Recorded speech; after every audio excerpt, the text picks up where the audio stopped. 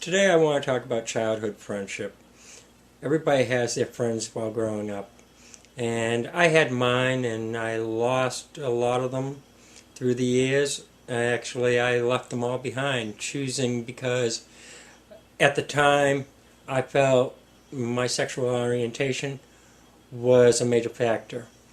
I was always, I grew up in a neighborhood that everybody was 2 years or greater older than me, or 2 years less or younger than me, extending from that point. So I was kind of the person right in the middle. And it made life a little more difficult for me to, at least for me, to relate to everybody. It seemed I went one direction, I went the other direction. I grew up with a childhood friend that lived literally in my backyard. He was the next street over, but I walked through my backyard and I was at his house. And for the first, up till I was 12 years old, we had fun. We would make forts, we would play, we would have a great time. Then, as I went into junior high, he was still in elementary school, and it seemed that we kind of parted. We would see each other, but we didn't see each other that much. And he had created more friends on the street he lived, and I knew these people. I was friends with these people, but in the same respect, I didn't really feel as comfortable with these people. Not for any special reason. Once I was hitting 12, I was now even starting to question my sexuality.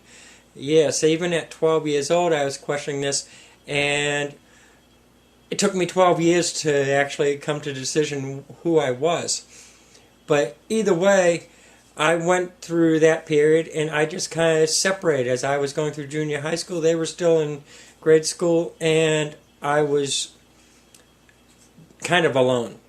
When I got into high school, then all of a sudden I had another friend that was from the same neighborhood, but he was 2 years older. He was in 11th grade. I was in 9th grade. We got along great. We got along awesome, really. It was probably my first love. And I wasn't allowed to hang around with him. I had my brothers that sit there and say, "You can't hang out with him. He's weird. He's strange. There's just something not right about him." And other people would say the same thing. What was weird, what was strange, what wasn't right about him was the fact that he was gay and he hadn't came out about it yet. Everybody had their suspicions, but nobody directed him. I don't think anybody directed it to him. But for approximately a year and a half, I hung out with him, and it really caused a controversy with my brothers. At least that's what they gave me for an appearance. And when I started hearing other people saying the same thing, it made me back away, and I basically ignored what was actually my first love, and neither of us actually ever said anything, but we both knew how we felt about each other. And he ended up moving away to New York, and ironically did come out after he went to New York. He came out, and when I was 24, right when I came out, 3 months later, I got a phone call, and he had died from AIDS. So it was the first person I knew personally that died of AIDS. And I always questioned, damn, would that have happened if me and him had hooked up, if me and him had accepted each other for who we were at that time? But because of the neighborhood, because of the kids that we were growing up around, because of our families, this was not something that you spoke of. It wasn't that it was a bad thing in a sense, but it just never was spoken of. It wasn't until I got to 11th grade, then my friends from grade school are now in high school with me, and we're at the bus stop, and I think one of the first times we were actually together, and we were all hanging out, and the word gay came up. And there was a story of Rod Stewart supposedly having his stomach pumped out, and had something like, I don't know, 2-3 ounces of call what you want, semen came out of his stomach. That was a big joke, and he was a faggot. He was gay. He was queer. Well, and then the subject of the other guy, the friend, yeah, he was gay. He was queer. The subject made me feel very uncomfortable, and at that point there, I kind of just backed away from everybody. I couldn't deal. I didn't know how to deal with it, because I already knew in my mind I was that way, and I didn't know how I could. I didn't want to try and make myself feel tough, so I backed away from everybody, and I excluded everybody. I don't know which one said what or who said what. What I knew, it was the whole group, and this was the big joke. So I departed from everybody. I separated myself. I got involved with a business. I had a greenhouse, and a farm and greenhouse that I ran. That was my life. I indulged my work into my business. I probably should have indulged more into schooling and learning, but this was my escape. This was the way I hid away from everybody. And it hurt, and that's why I basically left the town I left.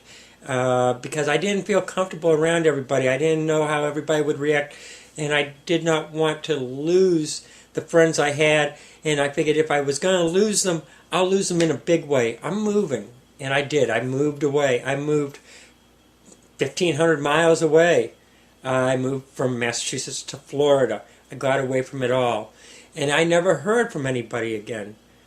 Well, Facebook brings people back into your lives, ironically. And when it came down to Facebook, when I opened my Facebook account, I immediately put interested in men, because I want to cut out all the issues of what everybody may have thought, who you are and everything. Of course, it don't work out. I've made that comment in another video. But ironically, who shows up? My childhood friend from the time I was probably 4 or 5 till 6. Till 12. The friend that lived, my next door neighbor, the one that made me feel so uncomfortable at the time in high school, and I didn't know how to deal with it then, and I took him on as a friend. I figured if he sees it, then I'll explain it. If he questions anything of what's going on in my life, I'll try and explain it. I never had that issue. We're friends, so we talked a little bit. We never really did we haven't done a lot of emails back and forth. We reconnected, we chatted a short time, and we've been friends with each other for the past probably year and a half. Well, I decided after making all my videos and starting to do all this, I decided to share the real me with him. And figured, what the hell, I'm going to give it to him, and let's just see what he has to say. At least, if nothing else, he knows who I am now. And that's just how I told it to him. I want him to know who I was. And after I sent it to him, he emailed me back, and he had a lot to say, but all in all, it was welcome. He said, "I thank you for welcoming me into your world," and he was very understanding, telling me how he has all types of gay friends and everything, blah, blah, blah. And that's all great. And it was so awesome to read it, because it made me think then. And this is the whole purpose of this video, is you gotta remember this: as you're growing up, there's a lot of peer pressure. There's a lot of things that people say that they don't think about. They haven't grown.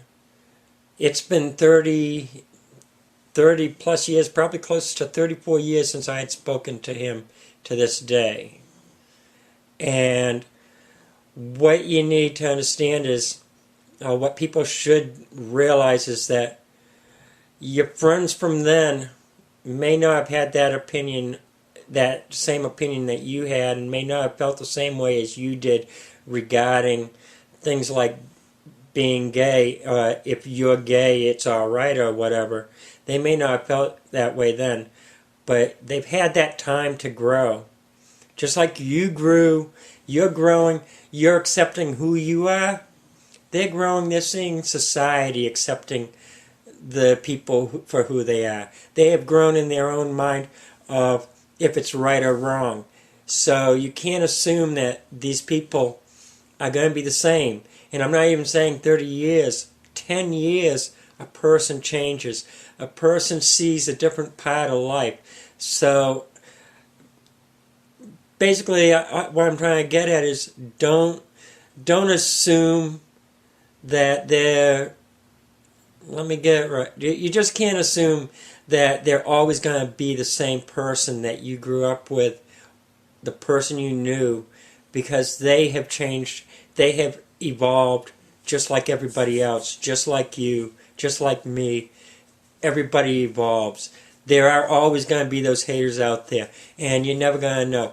But don't assume that just because your friend didn't have that same attitude, because your friend had that attitude back then, 10 years from now, 20 years from now, whatever it may be, they may have changed, and it very well may be the best thing for you to reconnect and come back.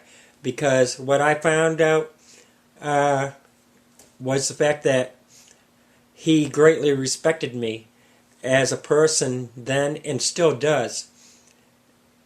And that's awesome. Okay, before I cry, I just want to say I hope you all enjoyed it, and I will see you tomorrow. Hope you all had a great day, great weekend, great whatever. I'll see you tomorrow. Bye.